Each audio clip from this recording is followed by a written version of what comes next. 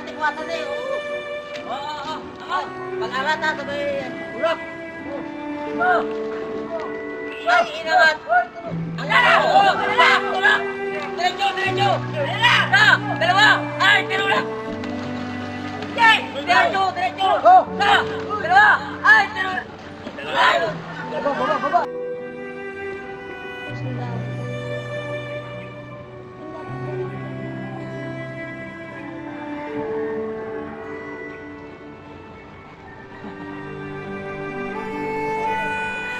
Tara dito!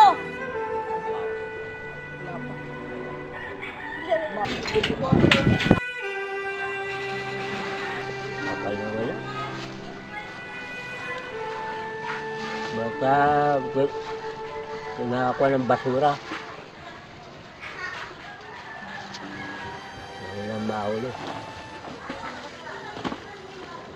Kaya ang iba, nakakaisip na rin na hindi maganda. Kasi na maghanap po sa dagat, hold up, kaya naghanaka. Bakit po wala na pong maasahan sa dagat? Kaya nasa basura. Huli ko. Ilang oras na yan. Tawa-tawa yan. Basura sa ilalim. Basura sa ibabaw. Ayaw tutubuhay. Yung mga tao dito, makikita mo naman ng sipag at saka tiyaga. Kaya lang, tila sa kabila nung pagsusumikap nila, may mga araw pa rin na hindi sila kumakain o wala silang kinikita.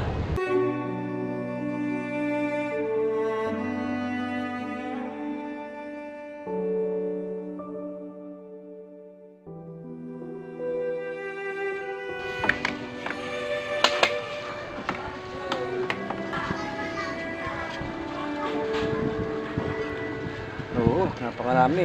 Pati yung mga malalaking bangkang paglubot. Manilabing na mamalakay yung mga yan. Nalalagyan yata rin sa gobyerno. Gobyerno natin dito sa may mga lugar na palakayan dapat yan eh. Hindi dapat kasi sa lugar natin. Dapat sa labas na ng Manilabing. Kasi lahat kasi inuhuli niyan.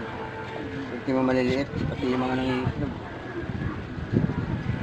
Kaya hindi dumami ang isda rito. Dapat mga lugar nung malalalim. Sira yung mga ng isda rito. Palakihan, tsaka itlogan. Kaya naagad yung isda. Maraming palakaya. Ibang klaseng palakaya. Nahuhuli na yung inuhuli ng mga mamansing, inuhuli na ng mga lambat. Kaya ganun. Wala nang mahuli, tumataas pa yung gasolina. Siyempre, nakapagtaka yun na bakit ganon? Kilala ka ang sentrong pangisdaan ng Pilipinas, pero yung maliliit na mahingisda, halos wala nang mahuli sa dagat.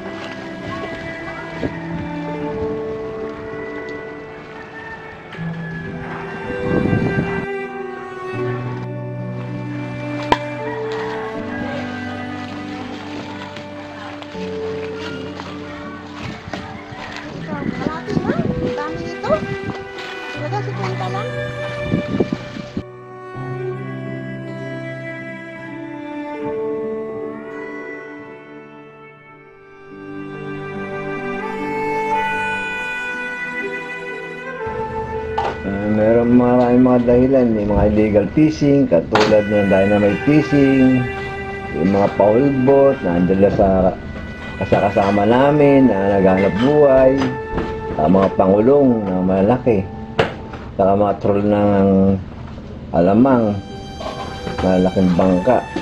Minsan, mga may-ari ng baklad, sila din ang pumuputok sa baklad nila, kaya sa baklad, wala kami mahuli. Hindi ba ginagawa ng hakbang ng pamahalaan ng nabotas yung ganitong mga problema? Ma-action din, kaya lang madalang lang. Madalas wala sila sa laot. Tapos pag may nahuhuli pa silang mga kuwan, nalalagyan pa. Pag may nahuli illegal fishing, nalalagyan para hindi sila makulong yung mga nahuli nila. Eh, madalas wala kaming huli. Isang buwan, halos wala kaming kinikita eh. Ay, naku, buhay. Sa mga nakalap ko na informasyon, halos pare-pareho yung mga reklamo nila. Nagalap dito yung dynamite fishing, yung mga nagtotroll, mga paul boat, mga pangulong. Ito kasi yung mga bangka na to, yung nahuhuli ng lahat ng klase ng isda. Kasama rito yung mga maliliit, mga similya. Bukod pa ron, kasi may hatak to na mahabang lambat na abot hanggang sa ilalim, ano? So, sumasadsad siya hanggang sa kaila-ilaliman ng dagat. So, kapag gano'n, ang nagiging problema, nasisira nila yung mga pangitlugan, mga binabahayan ng mga isda. Kung kaya habang tumatagal yung panahon, pawala ng pawala, o di kaya palayo ng palayo yung mga isda.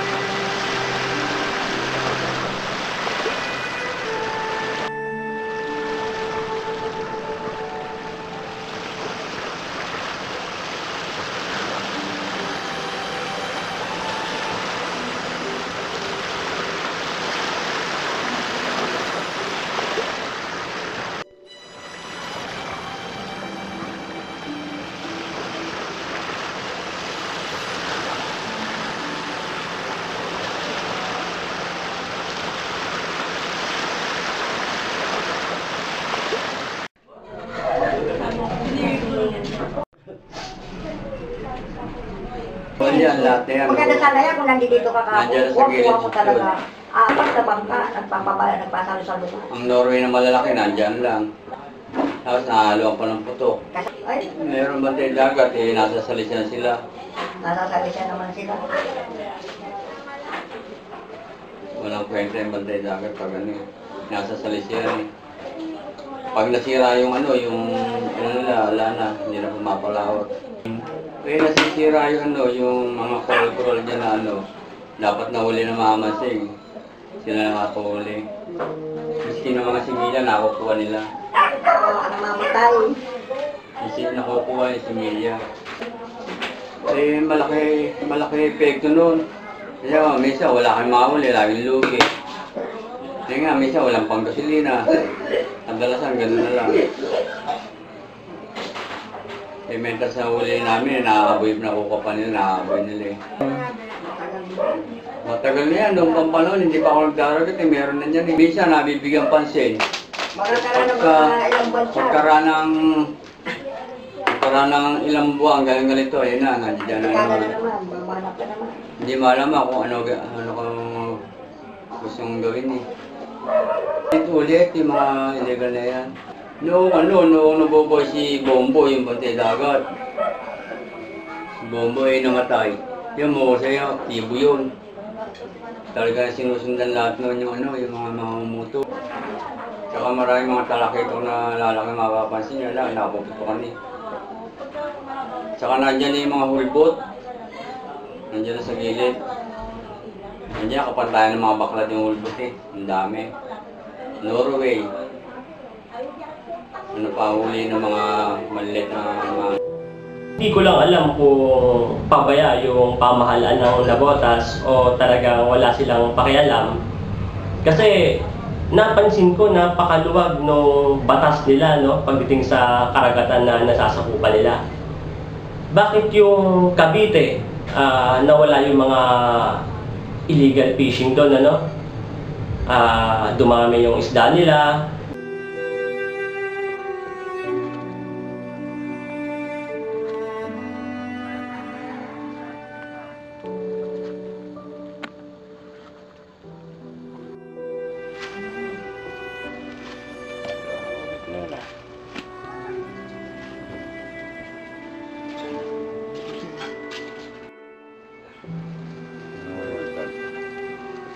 Kukunin ka to the next day.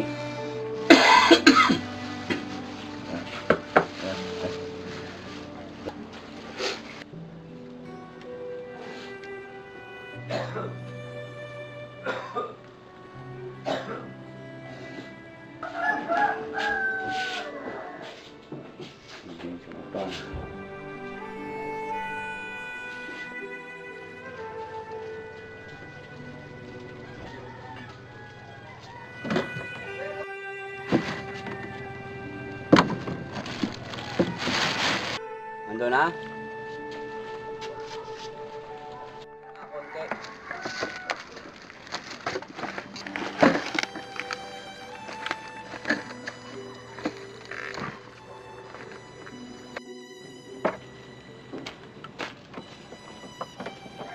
Mamaya mangangamo tayo. Yeah.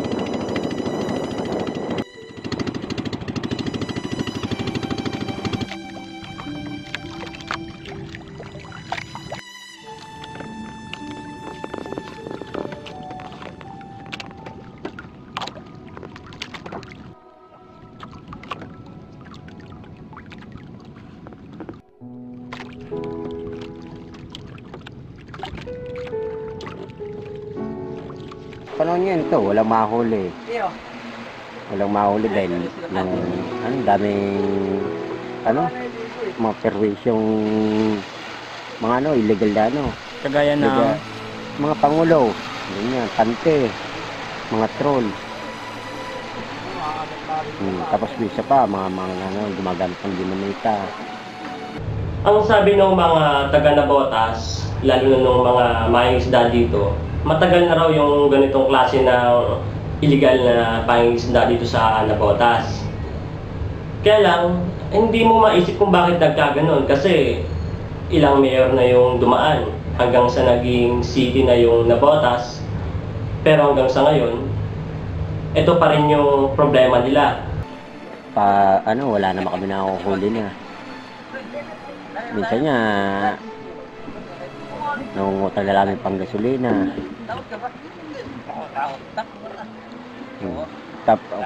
Tapos pag hindi namin alam kung lalabas kami bukas, kung makakahuli kami o hindi.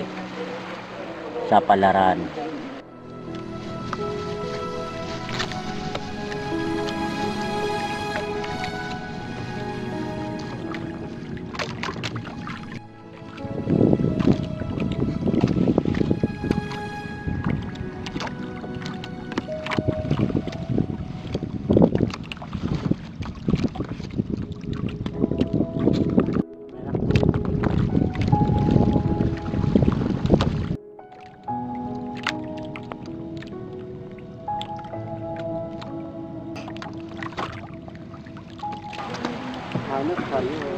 Hindi namin alam kung makakahuli kami o hindi.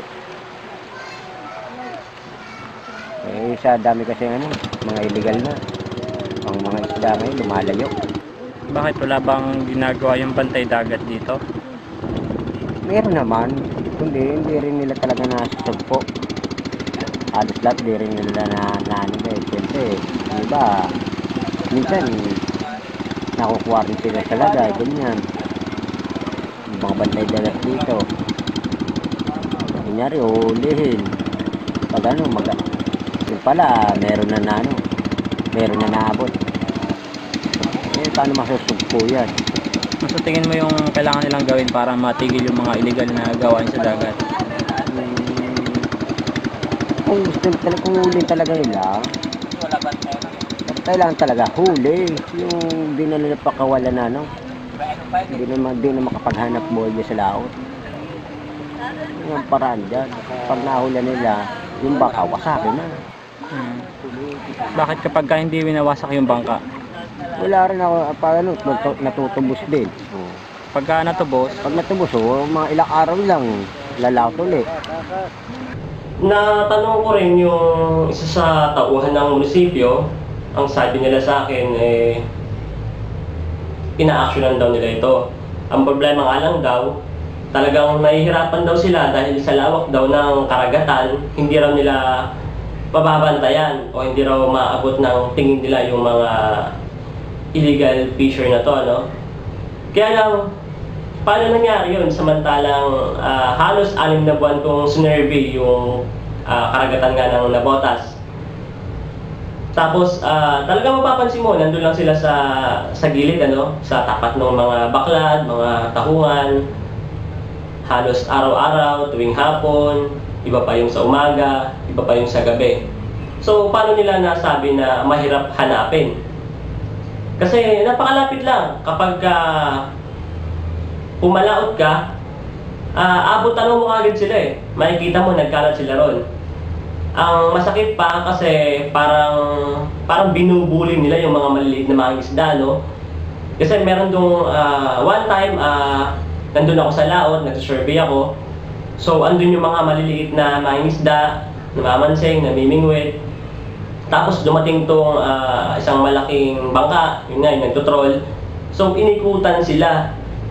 So, para sa akin, isa yung pang-mabastos kasi naghahanap buhay kayong pare-pareho tapos piperwisyuhin ka nitong malaking bangka dahil nga siguro inisip nila mas malaki sila. Ito lang alam ng hanap buhay.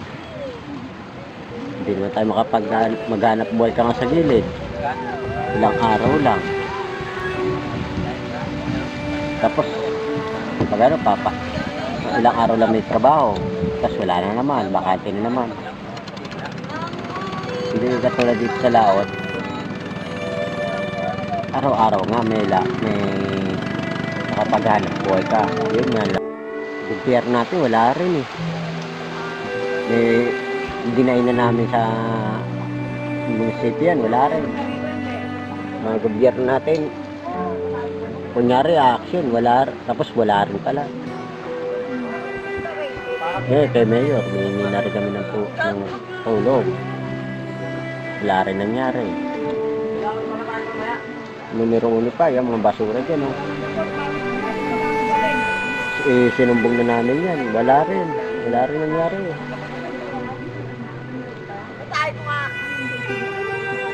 Yung gobyerno natin dito, wala ka kwenta-kwenta. Mahirap yung ganun eh, kasi kilala kang fishing capital. Tapos, yung mga mamamayang nasasakupan mo, walang mahuli. Siguro kung ako yung mayor, wala siguro ako mukhang ihaharap sa mamamayang ko. Sobra ka, ang dami-dami. So, mapapasyalan nga lang ng gobyerno natin hindi ni Mayor, mapapasyalan yung dagat mo, nakikita niya kung ano magiging sitwasyon niya. Wala, hindi nasikasan ng ating ng mga gobyerno sa atin dito.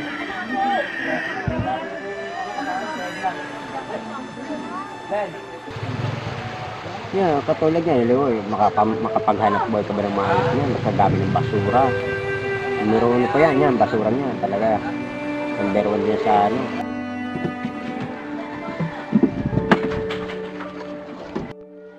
Kahit saan, galing na kami sa malayo, wala.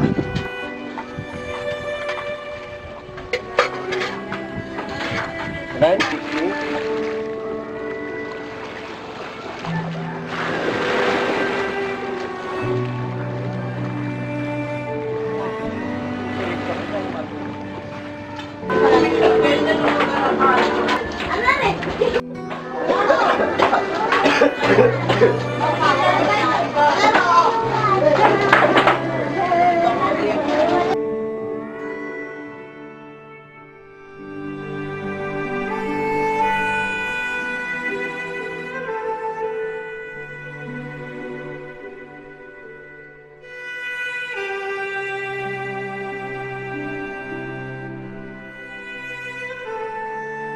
Ang masakit lang dito kasi yung mismong may-ari nung baklad, yung nagpapaputok o may utos na pasabugan yung kanyang baklad. Sa isang banda, pag mamay-ari niya yung baklad, kaya lang hindi niya pagmamay-ari yung karagatan. So, kung isipin mo, wala siyang karapatang gumamit ng dinamita, kahit sabihin natin sa loob ng baklad niya ito ginawa.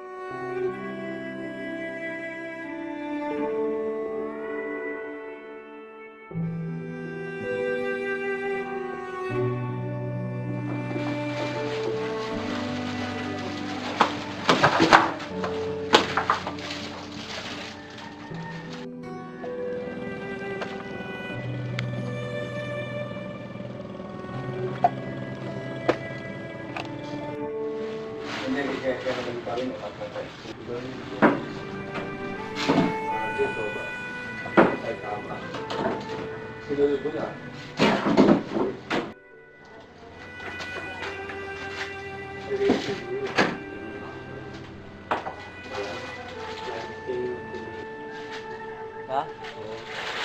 Kailan kapag? Hindi, yung pamakalol din niya ang story. Wala pa.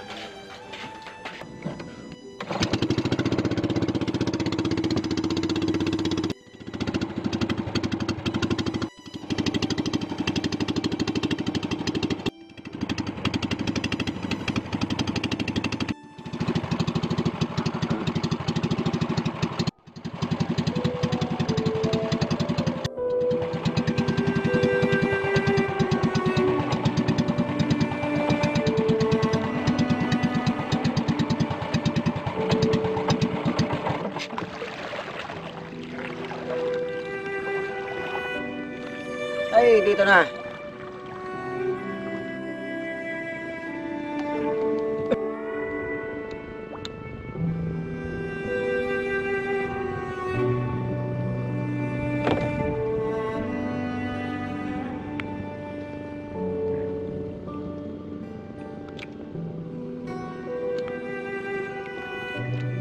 Parang di lumayo. Alis ka.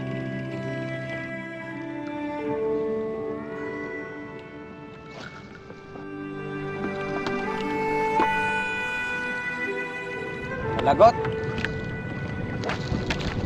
Dahil natin sila.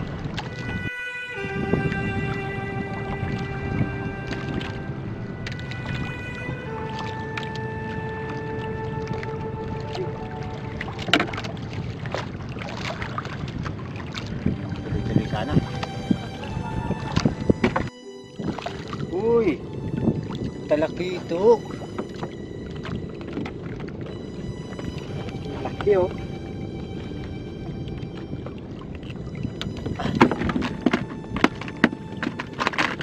Buray kitok palaan.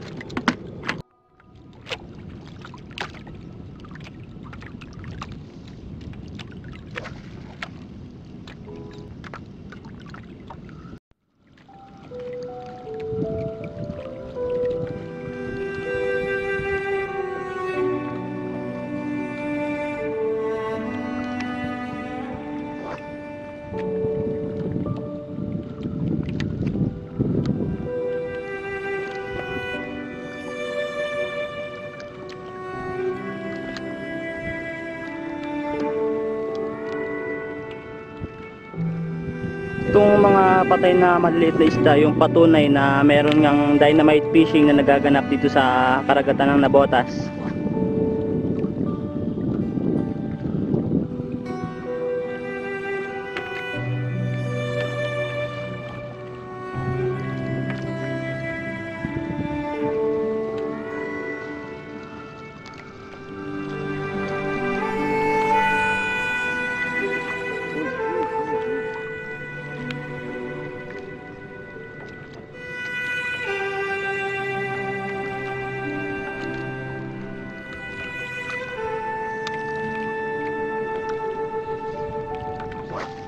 Sagwan, Kuya Boy, sagwan.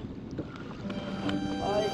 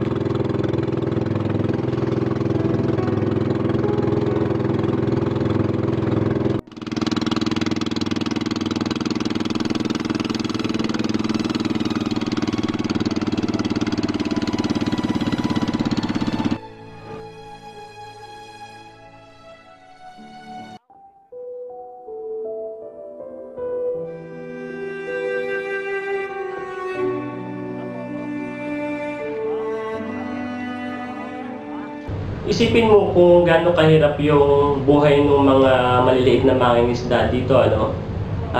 Mahirap humuli ng isda, sumusugal sila, nangangapital.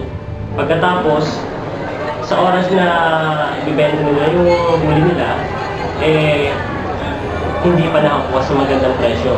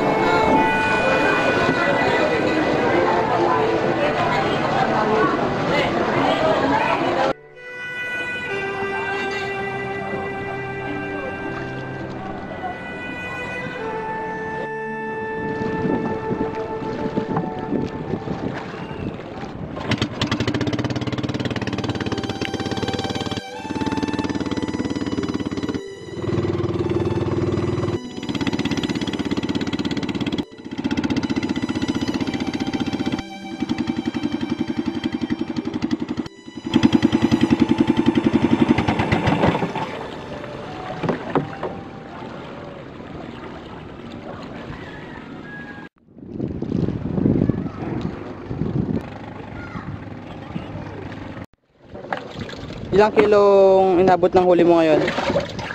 3.8. Panggastos.